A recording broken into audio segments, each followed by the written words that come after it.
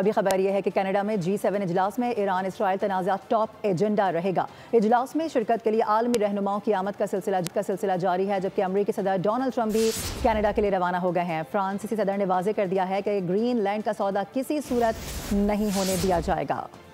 दुनिया के 7 बड़े ममालिक की कनाडा में बैठक। ईरान इसराइल जंग का मामला सिरे फहरिस्त रहेगा। G7 समिट में शिरकत के लिए आलमी रहनुमाओं की आमद का सिलसिला जारी है। सदर ट्रंप ने भी कनाडा के लिए उड़ान भर ली। G7 समिट में इसराइल ईरान तनाज़ा एजेंडे में सिरे फहरिस्त होने का इम्कान है। समिट में बैनुल-अक़वामी सिक्योरिटी, आलमी इस्तेहकाम पर बातचीत होगी। अमरीका की जानिब से टैरिफ पॉलिसी पर डोनाल्ड ट्रंप बातचीत करेंगे। फ्रांस के सदर ने कहा कि ईरान इसराइल तनाज़ा आने वाले घंटों में थम जाएगा। मीडिया से गुफ्तगू में ये वाज़ेह किया कि ग्रीनलैंड बराए फरोख्त नहीं, ग्रीनलैंड न फरोख्त होगा न कोई ले पाएगा। ग्रीनलैंड की सूरत हाल पूरे यूरोप के लिए एक अलार्म है। मैं ग्रीनलैंड के आवाम से कहता हूँ कि आप तन्हा नहीं। वाज़ेह रहे कि सदर ट्रंप ग्रीनलैंड की खरीदारी या अमरीकी इख्तियार लेने का मुतालबा करते आए हैं।